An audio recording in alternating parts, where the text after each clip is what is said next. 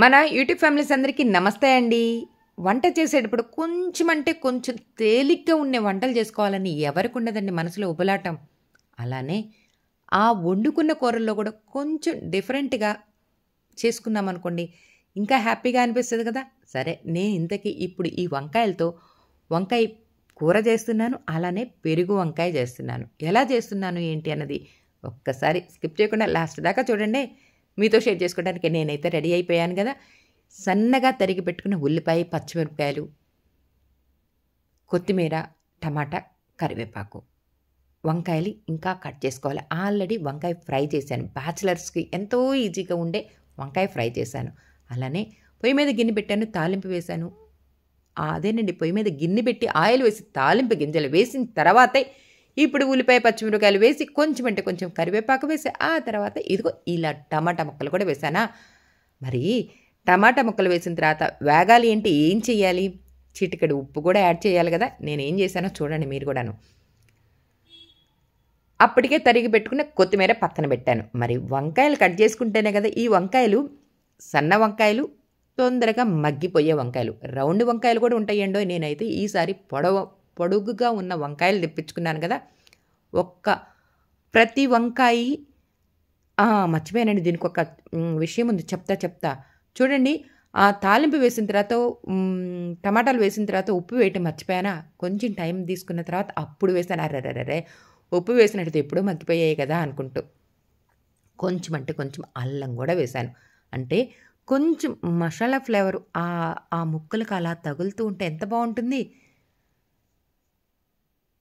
సన్నగా తరిగి పెట్టుకున్న వంకాయ ముక్కలు. ఈ వంకాయలు ముదురు వంకాయలు, గింజ వంకాయలు ఉంటాయండి. అవి అసలు ఎట్టి పరిస్థితుల్లో వేయొద్దు. సన్నగా ఉన్న వంకాయల్లో లేతగా ఉన్న వంకాయలు, అది కూడా కొనుక్కొచ్చుకున్న తర్వాత ఒక్కరోజు 2 రోజులేనండి టైం. అంతకు మించి ఎక్కువ టైం మాత్రం అట్టు పెట్టొద్దండి. వంకాయ రోజు రోజుకి గింజ పట్టేసేసి టేస్ట్ ఉండదు. చూసారు కదా, ఈ వంకాయలు ఉల్లిపాయ టమాటా మగ్గిపోయిన తర్వాత ఈ వంకాయ ముక్కలు వేసి కొంచెం అంటే కొంచెం ఆ కూరకు సరిపడా ఉప్పు వేసేసి ఆ తర్వాత కొంచెం అంటే కొంచెం పసుపు కూడా వేసి మూత పెట్టేసేసుకోవటమేనండి.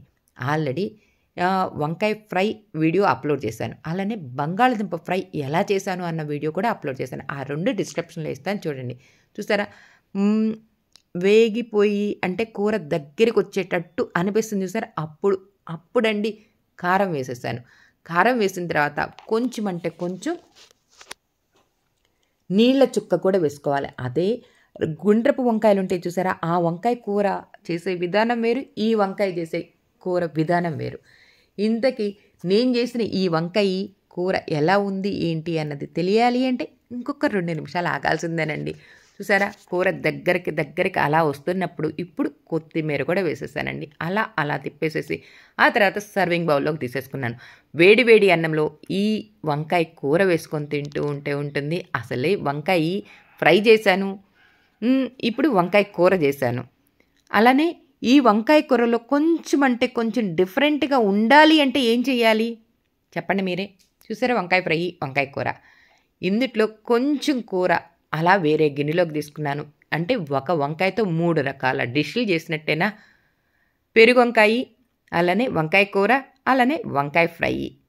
చాలా ఈజీగా తొందరగా మగ్గిపోయే బ్యాచిలర్స్కి కూడా ఉపయోగపడే వంకాయ కూర అండి. అలానే 4 రకాల కూరల్లో ఇదొక కూర. ఎంతో ఈజీగా ఉంటుందండి. నచ్చితే లైక్